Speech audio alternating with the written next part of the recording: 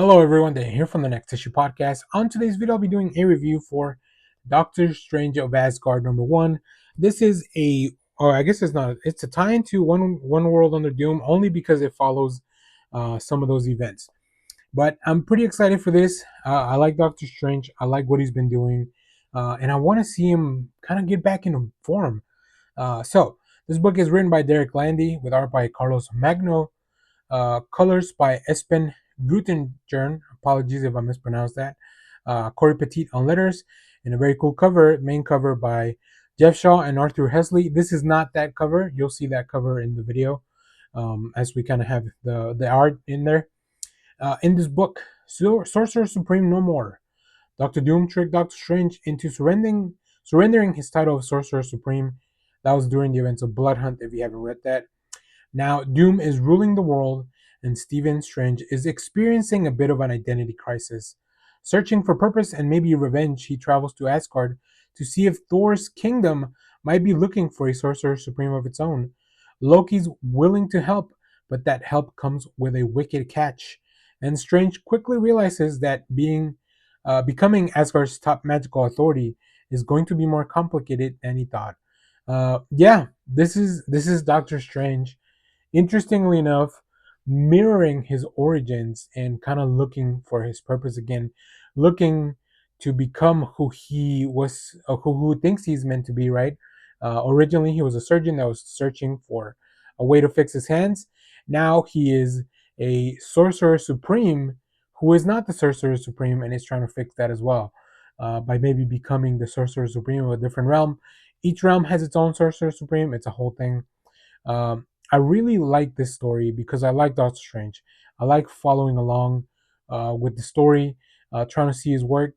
I feel like this first issue really went on a bit of a roundabout way of getting us to the main crux of this. Uh, the synopsis really focuses on Loki, and we don't really get to see Loki till like very close to the end of the book. That being said, it was a really enjoyable story, and I think the mystery that's been set up, the conflict that Stephen has within himself, and then also outwardly towards the situation. I think it's a lot of fun. I just really think that there's something to the story, and I want to see a little bit more of it before I figure out, is this something that I want to keep reading on a month to month basis, or will this read better once I have a full collection of this arc or the series. This is probably a mini series, maybe like a 6 issue thing, if I had to guess. Carlos Magno, great work on the art. I think he really knows how to capture that Asgardian aesthetic. We get to see a lot of really cool places that we may not be as familiar with in Asgard.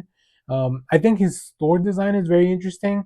I haven't been keeping up with the Immortal Thor, so I don't really know what Thor looks like at the moment, or like what his main costume is supposed to be at the moment. So I found the design very interesting because it's very much the classic.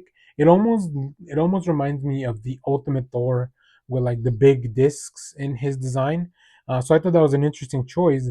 And from what I've been reading, and I remember is that uh, Thor, his attitude is a little bit more somber, a little bit more dark. He's going through a lot of stuff, at least where I left off reading. But this Thor is a little bit more jovial, right?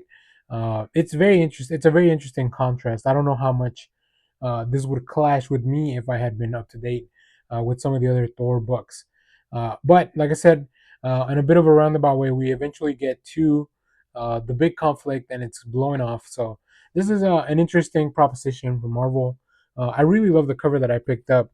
Let me see if I can figure out. I don't know whose cover this is, um, but I'm very excited to have it. If you know whose cover this is, let me know down in the comments. There's a signature here, but I don't really recognize it, and I can't make it out. But yeah, excited to kind of keep going with the series. I'll give this one more issue before I decide if I'm going to read this monthly or if it's going to be something that I kind of wait. But I'd recommend you check it out, especially if you've been following Dr. Stephen Strange's journey all throughout, the past few years, uh, dying, coming back from the death, losing his powers, losing his title. There's a lot. This man has been through a lot. So if you read this issue, let me know what you thought about it down in the comments. As always, Thank you for watching, everyone. Remember, share, like, subscribe, hit the bell so you know when we go live. That is most Saturdays, 10 a.m. Central Standard Time. And stay tuned.